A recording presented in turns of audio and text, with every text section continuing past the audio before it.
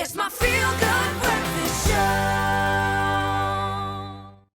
Thank you so much, Ewan. Well, we had an overwhelming response to last week's segment on divorce. Yes, we talked about it. We're going to revisit this subject today because, well, you decided, because this is your show. Many of you, our viewers at home, expressed concern about the effect that divorce has on children, and especially divorced couples with children. Now, we often talk about the parenting plan or contact or care arrangements. We want to expand about that this morning. What is the parenting plan, or even what is it in the first case? Well, in studio this morning to talk about this, our counselling psychologist, we've got Astrid Martalas. She is back this morning, and then Kritzas. Welcome to both of you. Thanks for joining us this morning.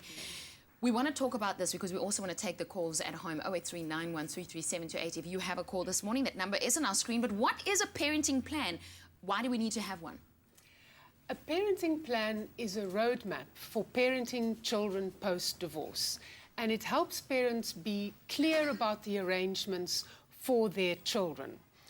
There are many aspects to a parenting plan, but I want to talk quickly about two of them.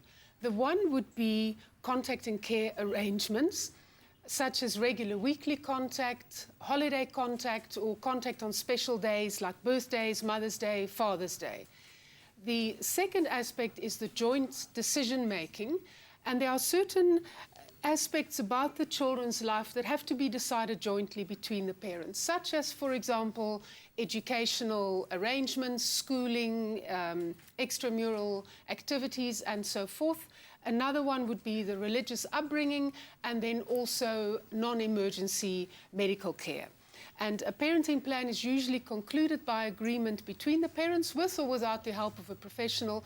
And very importantly, the parenting plan can be made part of the divorce order, thereby obliging parents to adhere to the stipulations of the parenting plan.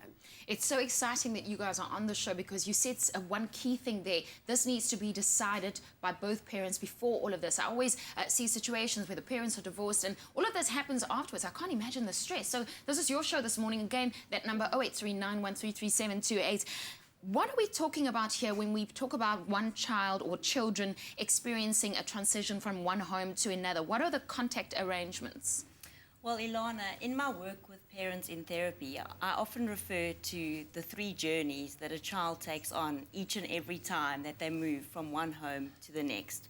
The first journey being the physical journey, where the child needs to physically pack a bag with their sentimental teddy or iPad for that matter, travel to the other parent's home, sleep in a different room, in a different bed, and physically adjust to the new living space.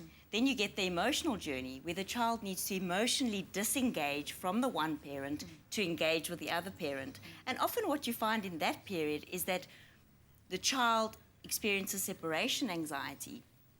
The third journey being the psychological journey, where the child is exposed to different rules and different dynamics in either home.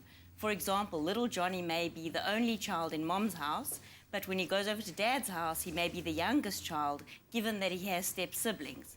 Now, it's very important that parents acknowledge that there will always be an adjustment period for the child upon returning home from either mom or dad, and that the child may feel unsettled for a certain period of time, which is completely normal. We're going to take this further in a while. Our experts are here to take your calls this morning, 08391333728. So empowering this morning. I'm a stepmom, so it can be done, definitely. 08391333728. We'll take more of your calls, but first, over to you guys.